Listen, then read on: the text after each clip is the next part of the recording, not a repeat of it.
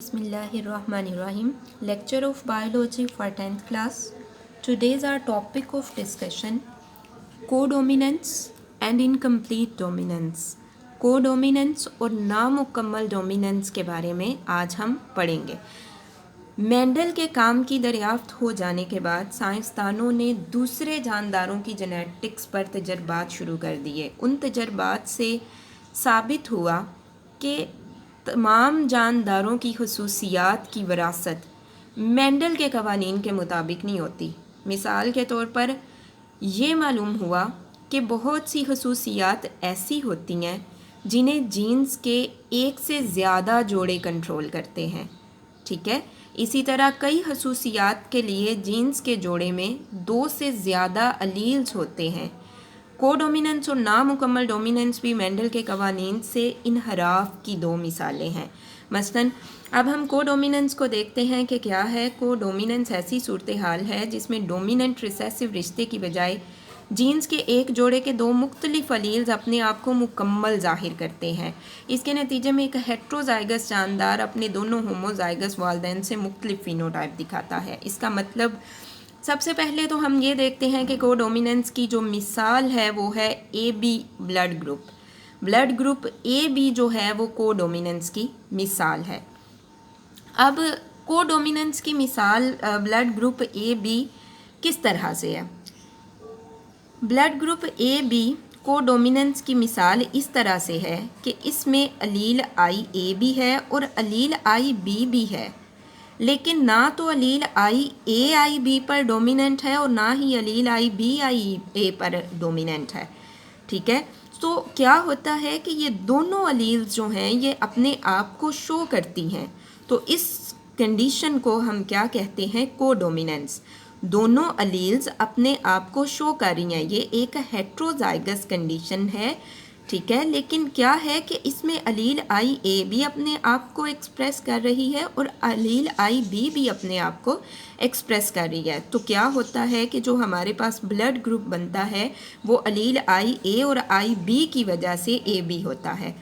तो कोडोमिनेंस में क्या होता है, कोडोमिनेंस में जीन्स का जो जोड़ा है उसमें मौजूद दोनों अलील्स अपने आप को मुकम्मल ज़ाहिर करती हैं. जीन्स के जोड़े में मौजूद दोनों अलील्स अपने आप को मुकम्मल ज़ाहिर करती हैं. इस कंडीशन को हम कोडोमिनेंस का नाम देते हैं. अगर हम बात करें ABO ब्लड ग्रुप सिस्टम की तो उसको एक जीन I कंट्रोल करता है. अब I जीन के 3 अलील होते हैं. वो कौन कौन से, IA, IB और I. इसमें क्या है कि IA और IB जो हैं वो I पर डोमिनेंट हैं. I रिसेसिव है जबकि IA और IB क्या है, डोमिनेंट है. अगर ब्लड में अलील IA प्रेजेंट है तो एंटीजन A बनेगी और ब्लड ग्रुप A होगा. इसी तरह से अगर अलील IB है तो अलील IB से क्या होगा, एंटीजन B बनेगी और ब्लड ग्रुप भी B होगा. यानी ब्लड ग्रुप जो है उसकी फिनोटाइप B बनती है. ठीक है. और अगर ब्लड में ना तो IA अलील है और ना ही IB अलील है, ठीक है, और कोई एंटीजन नहीं बनती, तो उसमें क्या होता है कि ब्लड ग्रुप O होता है. ठीक है. ब्लड ग्रुप O होता है. उस कंडीशन में ब्लड में कौन सी अलील है, अलील I. अगर अलील IA है तो ब्लड ग्रुप A है, IB है तो ब्लड ग्रुप B है, अगर अलील I है तो ब्लड ग्रुप क्या है, O. इसी तरह से अगर आप ये देखें, ये आपके पास जीनोटाइप है IA या फिर IA और स्मॉल I जो है. अब क्या है कि IA जो है वो डोमिनेंट है स्मॉल I पे, तो एंटीजन A बनेगा, ब्लड ग्रुप A होगा क्योंकि अलील IA डोमिनेंट है I पर. इसी तरह से ये हमारे पास एक होमोजाइगस कंडीशन है, ये IB और I. अगर इस तरह की कंडीशन भी होगी तो एंटीजन B ही बनेगा क्योंकि IB डोमिनेंट है I पे, ब्लड ग्रुप B होगा. और यहाँ पे हमारे पास अलील IB डोमिनेंट है I पे. इसी तरह से हमारे पास अगर अलील जो हैं वो I और I हैं तो कोई एंटीजन नहीं है ब्लड में, तो ब्लड ग्रुप क्या होगा, O. अलील I रिसेसिव है. और अगर IA और IB जो हैं वो अलील प्रेजेंट हैं तो एंटीजन AB होगा, एंटीजन B भी ब्लड ग्रुप AB होगा. अलील IA और IB को डोमिनेंट हैं, दोनों को डोमिनेंट हैं, दोनों अपने जो अपनी खसूसियात हैं उनको ज़ाहिर करती हैं. अब नामुकम्मल डोमिनेंस क्या है, नामुकम्मल डोमिनेंस ऐसी सूरत हाल है जहाँ हेट्रोजाइगस जीनोटाइप्स में दोनों अलील्स मिलकर मखलूत असर दिखाते हैं, इनमें से कोई भी दूसरे पर डोमिनेंट नहीं होता, यानी कि कोई भी अलील जो है वो दूसरे पर डोमिनेंट नहीं है बल्कि एक मखलूत असर दिखाते हैं। इसको हम एग्जाम्पल से समझते हैं। मिसाल के तौर पे 4 o'clock हम देखें पौधों में 3 रंगों के फ्लावर, ठीक है ना, कौन कौन से? सुर्ख, गुलाबी और सफ़ेद। अब ये किस तरह से बनते हैं? 4 o'clock पौधे में फूलों के रंग की खसूसियात को 2 अलील कंट्रोल करते हैं। अब वो 2 अलील कौन कौन से हैं?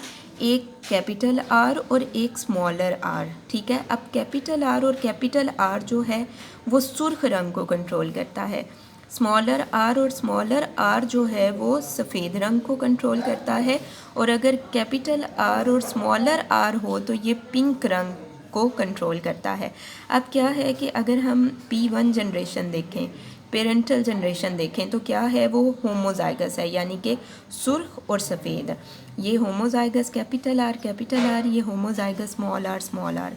अब क्या है कि जब यहाँ से गैमेट बनेंगे तो यहाँ से जो गैमेट बनेगा वो कैपिटल आर है, यहाँ से जो गैमेट बनेगा वो स्मॉल आर है। जब इन दोनों का आपस में क्रॉस करवाया जाएगा तो हमारे पास एक कैपिटल आर आएगा, एक स्मॉलर आर आएगा। अब ना कैपिटल आर जो है उसकी वजह से होना तो सुर्ख रंग चाहिए, लेकिन इस फ्लावर का जो रंग है वो पिंक है।